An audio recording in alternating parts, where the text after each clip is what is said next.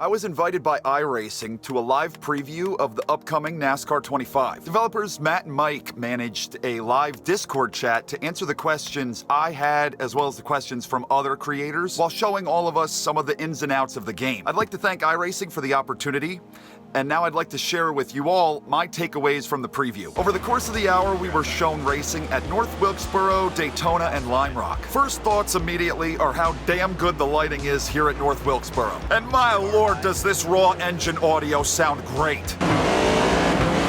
Clear.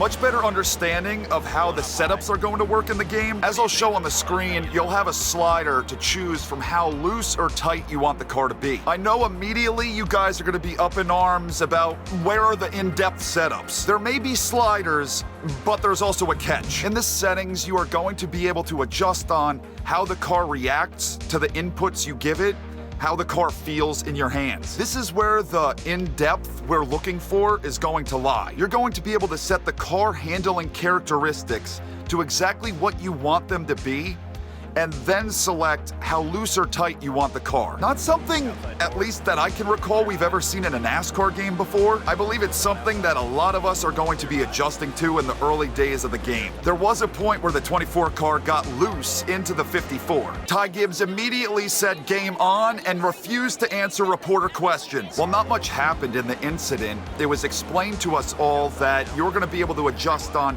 how much you, as well as the AI, are impacted by impact forces, meaning how easily you or the AI gets spun around out on track. Big question I had is if there was going to be more info to display in race, and there is. This will look very familiar to many of us who have played NASCAR Heat 5 and also the World of Outlaws games iRacing has been working on. You will have a set of menus to cycle through. You're also going to be able to adjust the number of cutscenes you see per race weekend. It's a small thing, but it just goes to show you just how customizable NASCAR 25 is going to be. You're going to be able to set it up to exactly what you want. Now, Mike was running this race on 98% difficulty and was having an incredibly hard time keeping up with the pack. The game works on a slider system, so max difficulty for AI is going to be 105.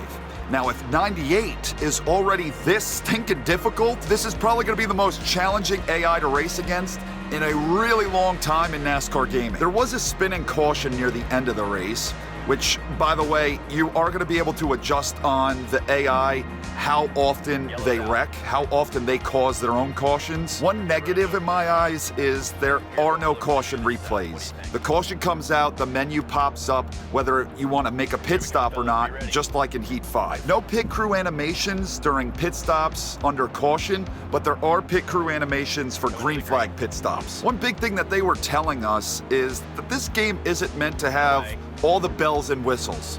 It's meant to be a base game, a starter spot for them. They did say that they have a 5-year plan of where they would eventually like to take things, but it's something that all of us are going to have to be patient for. I'll say though, if this is a base game, it's a damn good base game. And I'm not saying that because I feel some sort of obligation to iRacing now after being invited to the preview. I'm telling you exactly how I feel after watching these set of races.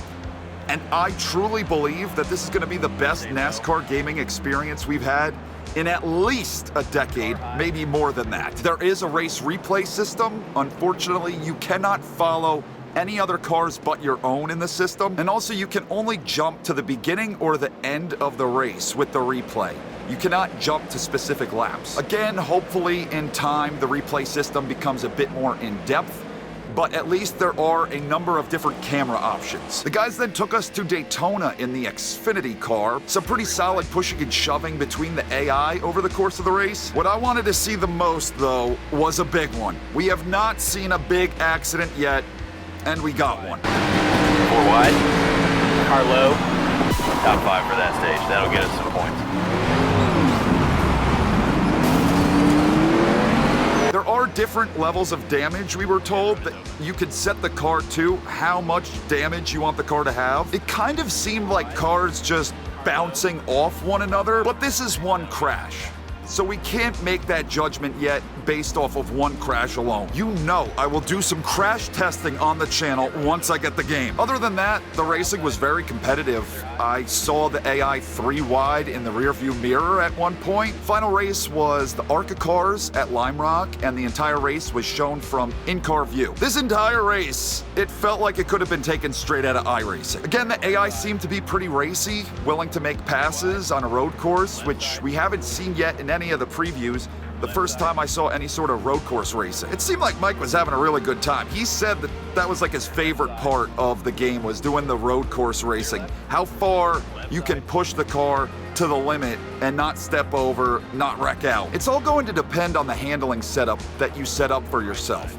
That is going to be the base for the game, finding something that's comfortable for you and then finding a setup that kind of meshes with that. I was asked to remind everyone that this game is going to be on digital download only. So if you're interested, next month when the game comes out, don't show up to GameStop looking for a hard copy. Trust me, there are not many GameStops open anymore anyway. You just gotta log online and you gotta download it. That's all I got for today. Let me know, what do you guys think after seeing this footage? Any questions you may have, you can leave down in the comments and I will try to answer them to the best of my ability. Thank you again, iRacing, for this invite to the preview for NASCAR 25. And thank you, as always, for tuning in and checking out my video.